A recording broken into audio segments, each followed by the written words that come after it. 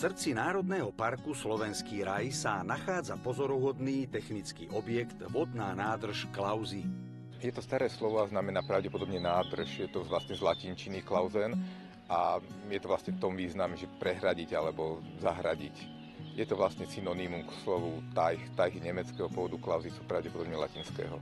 Je to vodná nádrž, ktorá sa v minulosti používala pri doprave dreva, vlastne pri plavení. Je to akumulačná nádrž, zadržiavala sa v nej voda, zároveň sa chystalo drevo pozdĺž toku a keď bolo dosť vody, nádrž sa vypustila, na povodňovej vlne sa drevo splavilo. Dalo sa tak plaviť aj v potokoch, kde bola vlastne nízka hladina vody a kde bolo sucho. Táto nádrž pomohla splaviť drevo vlastne z týchto oblastí.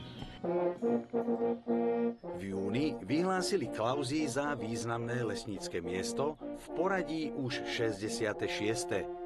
Postavili to Čakijovci ako vlastníci lesa ešte koncom 18. storočia a potom začiatkom 20. storočia sa postavila táto hrádza, ktorá slúžila do konca 50. rokov ako zásobáreň vody na splavovanie dreva.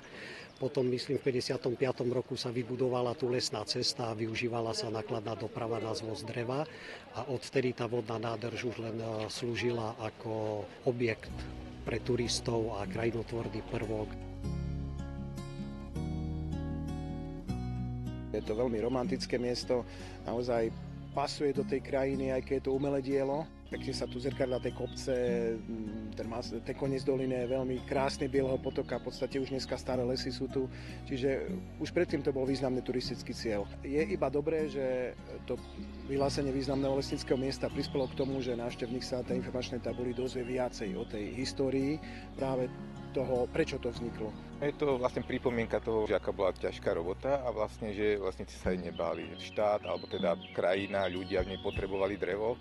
V minulosti bolo drevo v podstate strategickou surovinou, pretože sa drevom aj kúrilo. Je tu hodne zastúpený buk, jedľa hlavne v tej rezervácii tu nad Haťou sú pekné jedlové porasty, smrek samozrejme a ostatné dreviny, javor, Brest. Tu sú aj národné prírodné rezervácie, ale tu sa v minimálnej miere hospodárilo, ale keď aj sa tu hospodárilo, že sa robili tu nejaké manažmentové opatrenia, tak sme tu robili postupný prírode blízkeho obhospodarovania. Správa Národného parku obhospodaruje všetky lesy výlučne prírode blízkym spôsobom. Je to jediný dovolený akceptovaný spôsob pre národné parky. A zhodou okolností v tejto lokalite blízko Klauzov ide o miesto, kde už postupne je lesnícka činnosť hľadiska ťažby dreva takmer úplne utlmená, pričom táto lokalita slúži predovšetkým pre rekreáciu a oddych. Ten umocňuje aj menšia retenčná nádrž nad hlavným Teichom, ktorá zachytáva sedimenty. Správa Národného parku plánuje nádrž vyčistiť. Okrem toho ešte vo veľkej miere správa parku vynaklada veľké úsilie a investície na obnovu retenčnej schopnosti pôdy, aj vrátanie lesnej cestnej siete, teda predovšetkým tie linky a zvážnice, po ktorých sa v minulosti hýbala lesnícka technika. Stále aj napriek tomu, že už 20 rokov sa tam žiadna činnosť nevykonávala, tak ten povrchový odtok v čase zrážky je enormný, čiže aj týmto sa chceme zaoberať.